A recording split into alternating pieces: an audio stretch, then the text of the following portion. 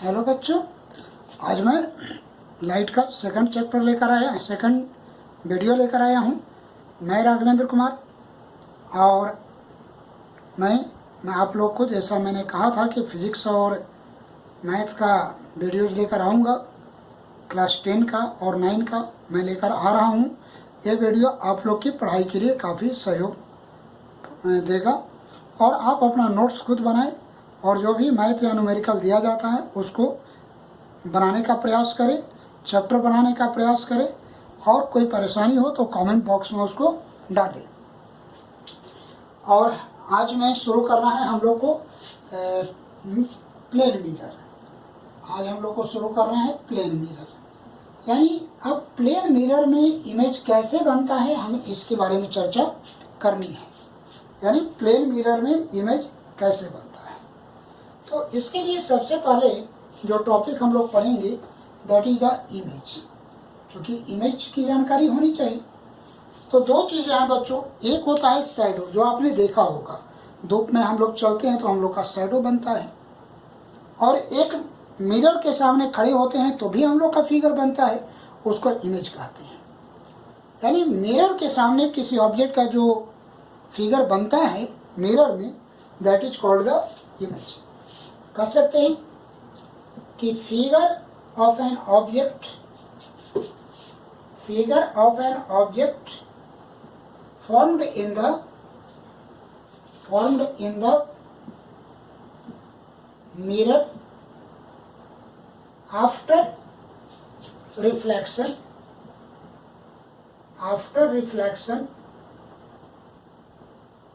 is called image। इसको हम लोग इमेज कहते हैं। यानी मिरर के सामने खड़ा होइए, मिरर में जो ऑब्जेक्ट जो फिगर आपका बन रहा है उसको हम लोग इमेज कहते हैं। अब इमेज दो प्रकार के होते हैं बच्चों, ये याद रखना है, क्वेश्चन भी आता है बार बार, real image and virtual image. क्या डिफरेंस है कि it is formed on the screen. Real image आपका स्क्रीन पर बन जाएगा, जैसे आप दीवार पर या इस बोर्ड पर बनाना चाहते हैं तो आपका बन जाएगा। जैसे आपने प्रोजेक्टर का देखा होगा, प्रोजेक्टर से जो पढ़ाई होती है वह स्क्रीन पर बन जाता है, उसका इमेज और रियल इमेज बन रहा है।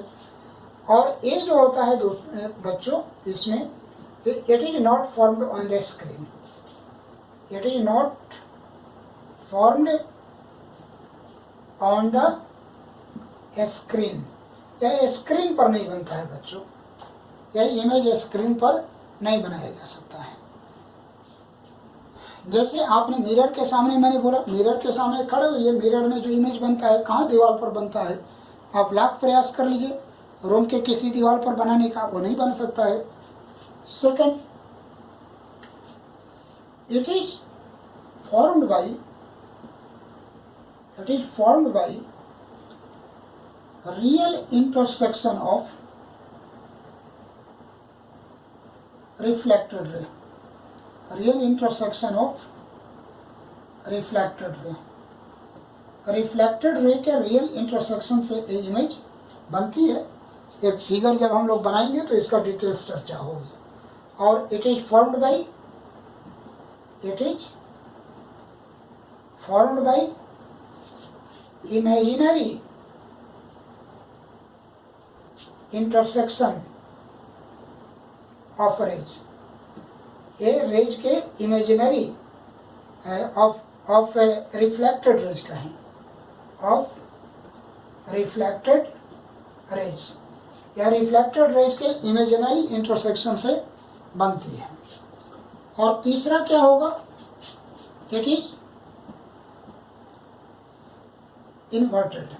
रियल इमेज इन्वर्टेड होता है, यानी कहने का मतलब कि अगर मेरा पेन ऐसे है तो पेन का हेड ऊपर की तरफ है, लेकिन अगर ये रियल इमेज में बनेगा तो ये ऐसे बन जाएगा, इन्वर्टेड, सीधा उल्टा। और ये क्या होता है, इट इज इरेक्ट। यह इरेक्ट होता है, इसको इरेक्ट को हम लोग अपराइट भी कहते हैं, यानी इट इज अपराइट। ये बातें होती हैं। तो इस तरीके से दो बातें याद रखिएगा, रियल इमेज इन्वर्टेड होता है और वर्चुअल इमेज अपराइट होता है। ये बार बार हम लोग यूज करेंगे। तो इस प्रकार से रियल और वर्चुअल इमेज दो प्रकार के इमेज बनते हैं।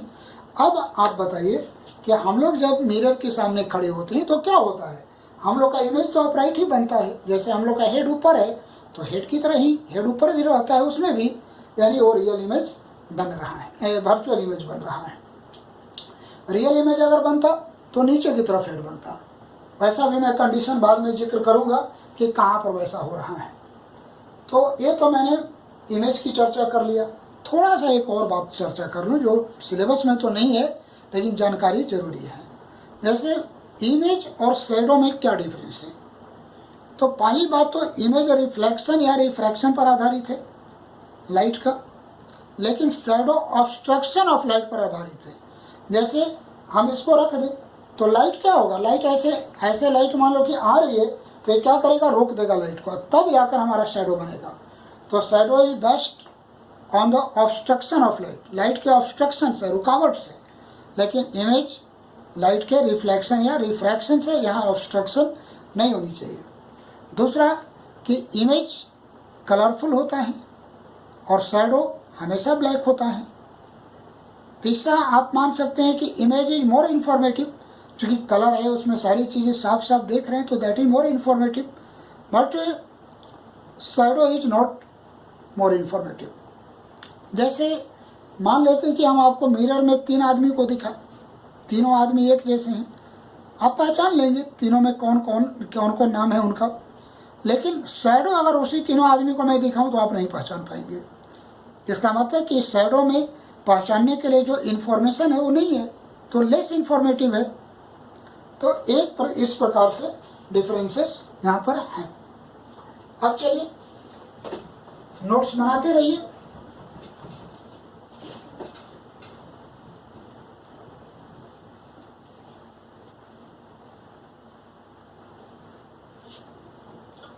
अब आगे हम लोग चर्चा करते हैं दूसरा जो image formation in plane mirror. तो सबसे पहला है फॉर पॉइंट ऑब्जेक्ट, यानी ऑब्जेक्ट आपका जो है एक पॉइंट लाइक है, एक बहुत छोटा सा ऑब्जेक्ट है। तो आप ऐसे बना लीजिए, ऐसे एक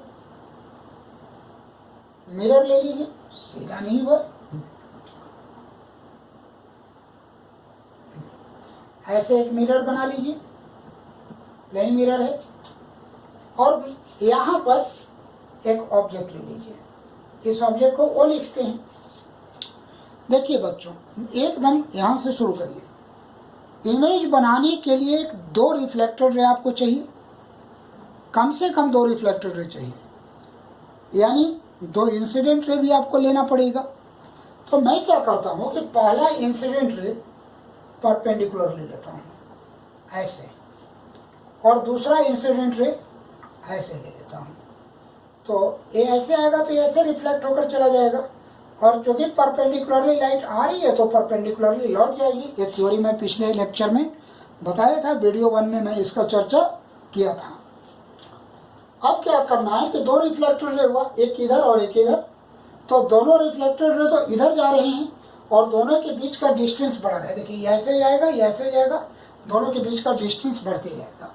अगर इधर से कोई देखेगा तो उस आदमी को लगेगा कि लाइट इधर से कहीं से आ रही है, इधर कहीं से, ऐसे ऐसे, यानी इमेज यहाँ पर बनेगा, इस जगह पर इमेज उसका, यानी ये ऑब्जेक्ट इधर से देखने पर यहाँ दिखेगा। तो इमेज बन गया। तो सबसे पहला पॉइंट है कि नेचर ऑफ इमेज की चर्चा इसमें करनी होती है। लाइट बहुत इजी चैप्टर है, इसमें आपको रे डायग्राम कंप्लीट होना चाहिए और सारी चीज़ें रे डायग्राम से ही आ जाएगी। तो नेचर ऑफ इमेज की बात अगर हम करें तो सबसे पहला है वर्चुअल। क्यों? क्योंकि रियल रे तो इधर चली गई, और देखिए जो एक रे पीछे जा रही है इट इज इमेजिनरी। तो मैंने डेफिनेशन में बताया था कि if the image is formed by virtual intersection, imaginary intersection of reflected rays, then it is called the virtual image. तो इमेजिनरी इंटरसेक्शन है। दूसरा, वर्चुअल इमेज तो इरेक्ट होता है, तो इरेक्ट भी हो जाएगा। तीसरा जो बहुत इसमें इंपॉर्टेंट है कि object distance is equal to object distance equal to image distance. Object distance image distance के बराबर होता है। क्या इसका मतलब होता है? इसका मतलब ये होता है कि ऑब्जेक्ट डिस्टेंस इमेज डिस्टेंस के बराबर होता है। तो पहले तो ये देखना है कि ऑब्जेक्ट डिस्टेंस और इमेज डिस्टेंस क्या है। तो मिरर से ऑब्जेक्ट का जो परपेंडिकुलर डिस्टेंस होता है इसको ऑब्जेक्ट डिस्टेंस कहते हैं और it is denoted by you, इसको यू से डिनोट करते हैं। और मिरर और इमेज के बीच में जो परपेंडिकुलर डिस्टेंस होता है इसको इमेज डिस्टेंस कहते हैं, इसको भी कहते हैं। यानी आप इसको U इक्वल टू V भी कर सकते हैं। तीन चीजें इसमें स्पष्ट हो गई। अब प्रूफ करना तो नहीं है बच्चों कि U और V बराबर होता है, लेकिन हम लोग प्रूफ करके दिखा सकते हैं। कैसे होगा आइए मैं दिखाता हूँ। इसमें और भी कैरेक्टरिस्टिक आएंगे, जैसे वर्चुअल हो गया, इरेक्ट हो गया, image distance equal to object distance हो गया। इसमें कुछ और भी है जो मैं बाद में जोड़ूंगा, लेकिन पहले इसको प्रूफ कर लो। हटाइए, ये सारी चीज हटा देते हैं। चलिए देखिए, इसको मान लेते हैं O ऑब्जेक्ट, इसको A मान लेते हैं, इसको B, इसको C और इसको D ले लेते हैं। यहाँ पर एक परपेंडिकुलर ड्रॉ कर दीजिए, क्योंकि ये तो पॉइंट ऑफ इंसिडेंस है, तो यहाँ एक नॉर्मल बना देंगे। तो A एंगल और A एंगल 1 और 2, तो एंगल 1 इक्वल टू एंगल 2 लिख सकते हैं by law of reflection. By law of reflection, reflection का लॉ तो है कि angle of incidence equal to angle of reflection. तो इस बार मैंने I और R न लिख करके 1 और 2 लिख दिया। ये देखिए, ये इंसिडेंट रे है और ये नॉर्मल है, इन दोनों के बीच में एंगल ऑफ इंसिडेंस। या रिफ्लेक्टेड रे है, नॉर्मल है, दोनों के बीच का एंगल ऑफ रिफ्लेक्शन, दोनों इक्वल होगा। अब देखिए, ए मैंने क्या किया बच्चों, इस पर परपेंडिकुलर, और ए क्या है, यहाँ भी परपेंडिकुलर है। तो एक ही लाइन पर अगर दो परपेंडिकुलर है तो क्या होगा, दोनों पैरेलल होगा। यानी ए रे और ए रे दोनों क्या हो गया, पैरेलल हो गया। ये तो मैथ में आपने कॉन्सेप्ट पढ़ा ही। अब देखिए, 1 और ए एंगल को 3 ले लीजिए, तो एंगल 1 बराबर एंगल 3, क्यों, क्योंकि ये दोनों पैरेलल लाइन है और ये ट्रांसवर्सल है। तो ये देखिए, ये जेड का कॉर्नर बन रहा है, तो जेड के कॉर्नर में जो एंगल बनता है that is the alternate angle, या अल्टरनेट एंगल है। यानी एंगल 2 इक्वल टू एंगल 3 हो जाएगा। 2 और 3 इक्वल हो गया। अब आप इमेजिन करिए कि ए सब नहीं है। आप इमेजिन करिए ए और इसके बारे में, ए और ए पैरेलल है और ए ट्रांसवर्सल है, तो ए एंगल और ए एंगल कॉरेस्पॉन्डिंग एंगल हो जाएगा। देखिए कैसे है, ऐसे है, मैं ऐसे चर्चा कर रहा हूँ ना, ऐसे। ये सब हटा दीजिए, मैंने यह रे इसको बनाया और इसको ए बना दिया और इसको ए बना दिया। ये एंगल 4 लिखा और ये एंगल 2 लिखा। देखिए, पैरेलल लाइन के नीचे, पैरेलल लाइन के नीचे ट्रांसवर्सल के एक ही ओर इसको कॉरेस्पॉन्डिंग एंगल लिखेंगे। तो एंगल 2 इक्वल टू एंगल 4। हटा दें इसको, कारण क्या होगा, कॉरेस्पॉन्डिंग एंगल, कॉरेस्पॉन्डिंग एंगल। तो therefore angle 3 equal to angle 4। तो क्या होगा बच्चों, एंगल 3 और एंगल 4 इक्वल हो जाएगा। चलिए, अब इसके बाद आगे बढ़ते हैं। इसको हटाता हूं, अब इसकी जरूरत नहीं है फिलहाल। अब एंगल 3 और एंगल 4 हो गया। तो देखिए, तो ए ओ सी एक ट्रायंगल है, इसमें ए एंगल और ए एंगल दोनों एंगल इक्वल है, और दोनों एंगल अगर इक्वल है तो it is a isosceles triangle. दोनों एक आइसोसेल्स ट्रायंगल है और angle opposite, side opposite to the equal angles are equal. तो इसका अपोजिट एंगल ए और इसका अपोजिट एंगल ए इक्वल होगा। तो therefore OC equal to AC, OC equal to AC। अब OC का स्क्वायर कर दो और AC का भी स्क्वायर कर दो, नहीं दोनों साइड स्क्वायर कर देते हैं। अब OC स्क्वायर क्या होगा, ये राइट ट्रायंगल है, OC स्क्वायर होगा OB square plus BC square, OB square plus BC square. AC square a right triangle है, AC square equal to AB square plus BC square. BC square cut गया तो क्या हो जाएगा, OB square equal to AB square, square square cut गया तो OB equal to AB। तो O B और ए बी दोनों बराबर हैं। तो इस तरीके से अगर हम देखें तो ए हमारा आ गया, O B equal to A B. O B क्या था? ऑब्जेक्ट डिस्टेंस था। ए बी क्या था? इमेज डिस्टेंस था। तो इस तरीके से यू इजकल टू भी हम लोग को वेरीफाई हो गया। हालांकि सिलेबस में नहीं है, लेकिन जानकारी रखनी चाहिए। जितनी जानकारी रखेंगे उतना ही अच्छा होगा। तो इसकी चर्चा तो हो गई। अब इसमें एक और कॉन्सेप्ट है जिसके बारे में हम लोग बात कर लेते हैं। अब वो है कि ये तो पॉइंट ऑब्जेक्ट की बात मैंने किया कि अगर ऑब्जेक्ट पॉइंट लाइक हो तो कैसे इमेज बनेगा। दूसरा कॉन्सेप्ट है कि object is extended. Object is extended कहने का मतलब कुछ बड़ा ऑब्जेक्ट है, अब उसका कैसे इमेज बनेगा उसकी भी चर्चा कर सकते हैं। हम मान लेते हैं कि ए में हम लोग का मिरर है और यहाँ पर हम लोग एक ऑब्जेक्ट ले लेते हैं ए एंड बी।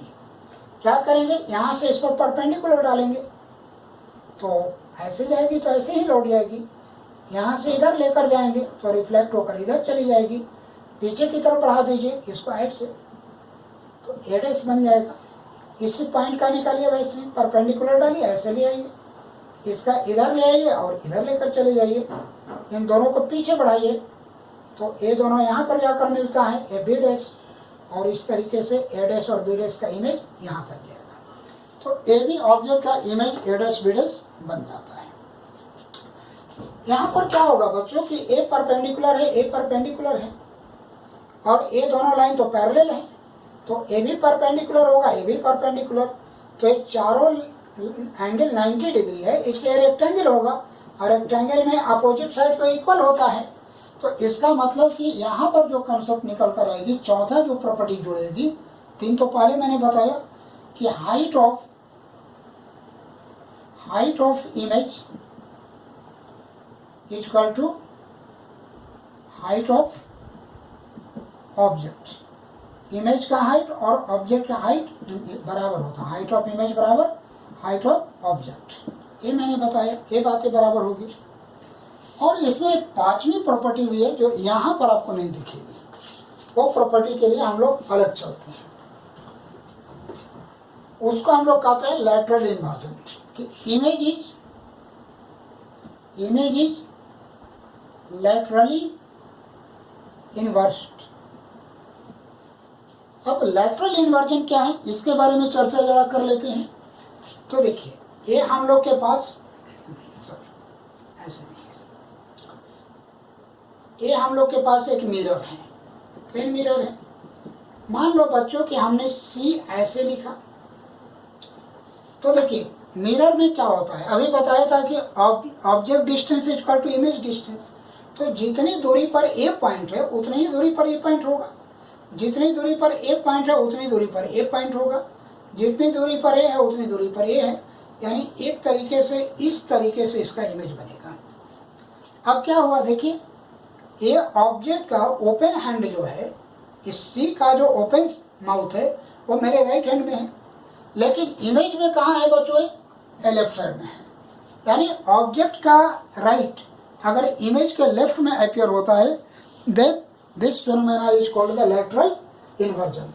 तो इसी फिनोमेना को हम लोग लैटरल इन्वर्जन कहते हैं। अब लैटरल इन्वर्जन अलग से लिख लेना है। लैटरल इन्वर्जन ये पूछा भी जाता है। तो appearance of left side of object in the right side of image and vice versa is called lateral inversion। क्या हुआ बच्चों? ये वाइस वर्सा एक नया टर्म आपको आ गया। मैंने कहा कि अगर right side of object image के लेफ्ट में आए और वाइस वर्सा का मतलब कि इमेज का लेफ्ट साइड, ऑब्जेक्ट का लेफ्ट साइड इमेज के राइट साइड में आ जाए, तो इस घटना को हम लोग लेटरल इन्वर्जन कहते हैं। तो कई इंग्लिश के ऐसे लेटर हैं जिनका लेटरल इन्वर्जन होता है।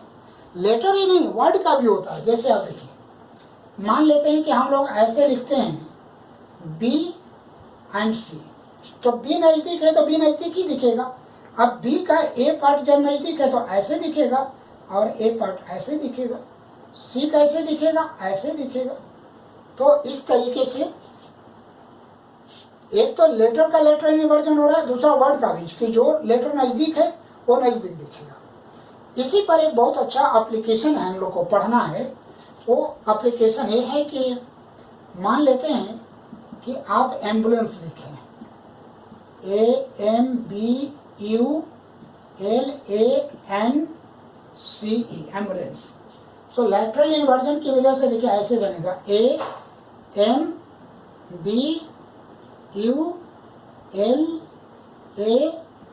ऐसे बचेगा, CNE ऐसे। यानी एम्बुलेंस को मिरर में देखेंगे तो एम्बुलेंस ऐसा दिखेगा। अब इसी पर जो क्वेश्चन पूछा जाता है कि why ambulance written in this sequence in front of the ambulance vehicle. Ambulance गाड़ी है, उसके आगे एम्बुलेंस ऐसा ही लिखा हुआ रहता है, आप लोग देख सकते हैं, बगल में ऐसा रहता है लेकिन आगे ऐसा रहता है। तो कारण क्या है कि when the driver of adding vehicle will see this word in the side mirror, then there will be lateral inversion. इसका लैटरल इन्वर्जन होगा और after lateral inversion the driver will read the ambulance in this sequence, यानी correctly वो पढ़ पाएगा। तो so he will allow the emergency vehicle to pass gently. तो इसमें एक और बात है कि अगर आप देखो तो ऐसे समझो कि अगर ये ऐसे एम्बुलेंस लिखा हुआ है तो एक तरीके से ही ऐसे उल्टा हो गया है, तो कितना डिग्री से? 180 डिग्री से ऐसा उल्टा होगा। अब फिर एक बार इसको देखेंगे तो 180 डिग्री से फिर एक बार उल्टा होकर ऐसे आ जाएगा, तो सीधा हो जाएगा। यानी एक ही लेटर का 2 बार अगर लेटरल इन्वर्जन करवा दें तो 360 डिग्री घूम जाएगा, यानी फिर वहीं का वहीं। तो एम्बुलेंस वैसे ही दिखाई पड़ेगा। तो इस तरीके से मिरर में इतनी चीज़ें, प्लेन मिरर के बारे में हम लोग चर्चा कर लिए। अब इसमें 2 छोटा सा टॉपिक है जिसके बारे में मैं बता दूं। वो टॉपिक है, मान लें कि आपके पास ऐसा एक प्लेन मिरर है, ठीक है, यहाँ पर कोई ऑब्जेक्ट है, ये भी ठीक है। अब ये ऑब्जेक्ट मान लो कि यहाँ से x डिस्टेंस पर है और इधर भी x नहीं d ले लो, तो इमेज इसका यहाँ बनेगा d डिस्टेंस पर। तो इन दोनों के बीच का टोटल डिस्टेंस कितना हो जाएगा? 2d। अब मान लेते हैं कि आप ऑब्जेक्ट को x डिस्टेंस से इधर मूव करवा देते हैं, तो a डिस्टेंस कितना बचेगा? d माइनस x बचेगा। अब ऑब्जेक्ट आपका यहाँ हो गया, तो जितना दूरी पर ऑब्जेक्ट है उतना दूर पर यहाँ इमेज भी बनेगा यहाँ पर, और a डिस्टेंस भी कितना हो जाएगा? d minus x। अब मान लो कि a डिस्टेंस को y, यानी इमेज यहाँ से यहाँ पहुँच गया, i डैश पर पहुँच गया, ये o डैश पर पहुँचेगा। तो जरा ध्यान से देखिए, a y और a d माइनस x और a d माइनस x और a कितना हुआ? x। अगर जोड़ दें तो फिर हम लोग इतने दूर डिस्टेंस की चर्चा कर रहे हैं, यानी 2d हो जाएगा। अब देखिए 2y है नहीं, y है, अब प्लस माइनस x तो कट गया, minus x plus 2d equal to 2d हो जाएगा। तो y equal to 2d minus 2d और इधर आ जाएगा प्लस x, कट गया, y equal to x। y क्या है? इमेज शिफ्ट है। y को क्या कहेंगे? इमेज यहाँ से यहाँ शिफ्ट किया, तो y को कहते हैं image shift. Equal to x क्या है? Object shift. यानी अगर ऑब्जेक्ट को 5 सेंटीमीटर मिरर के नजदीक लाएंगे तो इमेज भी 5 सेंटीमीटर नजदीक आएगा, और ऑब्जेक्ट को 5 सेंटीमीटर इमेज से दूर ले जाएंगे तो इमेज भी 5 सेंटीमीटर दूर चला जाएगा। तो ये तो इमेज को शिफ्ट करने की बात हुई। हाँ, एक ये भी कंडीशन होता है कि हम लोग इमेज को ना शिफ्ट करके ऑब्जेक्ट को शिफ्ट करवा देते हैं। क्या करते हैं? ऑब्जेक्ट को शिफ्ट करवाते हैं, या ऑब्जेक्ट को नहीं, मिरर को अब शिफ्ट करवाते हैं हम लोग। अब मान लेते हैं कि ऐसे हम लोग का एक मिरर है, ठीक है, और यहाँ पर एक ऑब्जेक्ट है जो d डिस्टेंस पर है, इसका इमेज इधर बनेगा, ये भी d डिस्टेंस पर बनेगा, ये टोटल डिस्टेंस कितना हो गया? 2d। अब मैं क्या करता हूँ कि इमेज को यहाँ ऑब्जेक्ट मिरर को इधर की तरफ मैं शिफ्ट कर देता हूँ। ये मिरर का m1 पोजीशन है, अब मिरर को हम इधर शिफ्ट कर देते हैं, इधर ऐसे, यानी ये m2 पोजीशन पर कितना शिफ्ट किया मैंने? x। ऑब्जेक्ट की तरफ बढ़ा दिया, तो ए डिस्टेंस कितना हो गया, d माइनस एक्स, चूंकि यहाँ से यहाँ तक d है, यहाँ से यहाँ तक x है, तो ये कितना हो जाएगा, d माइनस एक्स। अब मिरर से जितना आगे ऑब्जेक्ट है, इमेज तो उतना ही पीछे बनेगा, यानी इमेज लगभग हमारा यहाँ आइडेस बनेगा इस पोजीशन पर। और ये डिस्टेंस कितना होगा, d माइनस एक्स, क्योंकि जितना ऑब्जेक्ट डिस्टेंस होगा उतना इमेज डिस्टेंस होगा। अब इमेज पहले यहाँ था, अब यहाँ आ गया, यानी इमेज का शिफ्ट ये हो गया, और इमेज शिफ्ट को हम लोग क्या मान लेते हैं, y मान लेते हैं। तो फिर चर्चा करी, अब ये y और ये कितना है, d माइनस एक्स, और ये कितना है, d माइनस एक्स। इसको जोड़ दें, इतना इतना और इतना जोड़ दे तो फिर इतना हो जाएगा। ये किसके बराबर हो गया, 2d के बराबर। तो y plus 2d minus 2x equal to 2d। तो y equal to 2d minus 2d plus 2x cut जाएगा, तो y इक्वल टू क्या हो जाएगा, 2x। अब y क्या है बच्चों, ध्यान से देखिए, y है मेरा इमेज शिफ्ट, 2x क्या है, मिरर शिफ्ट, x को क्या कहेंगे हम लोग, मिरर शिफ्ट। तो एक फॉर्मूला हमारा ये बन गया, यानी अगर हम मिरर को 5 सेंटीमीटर ऑब्जेक्ट की तरफ ले जाएंगे तो इमेज 10 सेंटीमीटर ऑब्जेक्ट की तरफ मूव कर जाएगी, दुगना मूव कर जाएगी। इसमें एक और कॉन्सेप्ट होता है, लेकिन वो नहीं पढ़ना है और ना पढ़ाऊंगा, कि अगर प्लेन मिरर को थीटा एंगल से रोटेट करेंगे तो इमेज कितना एंगल से रोटेट कर जाएगा, वह भी आपका ऐसे शॉर्टकट में बता दूं, कभी ऑब्जेक्टिव में आएगा तो 2 थीटा से मूव करता है। यानी मिरर को आप 10 डिग्री से बेंड करेंगे तो इमेज जो आपका होता है, बना रहता है, वो 20 डिग्री से बेंड कर जाएगा। तो इस तरीके से प्लेन मिरर का कॉन्सेप्ट खत्म हो जाता है। अब अगले दिन अगले वीडियो में हम लोग स्फेरिकल मिरर पढ़ेंगे, वो थोड़ा लंबा होगा।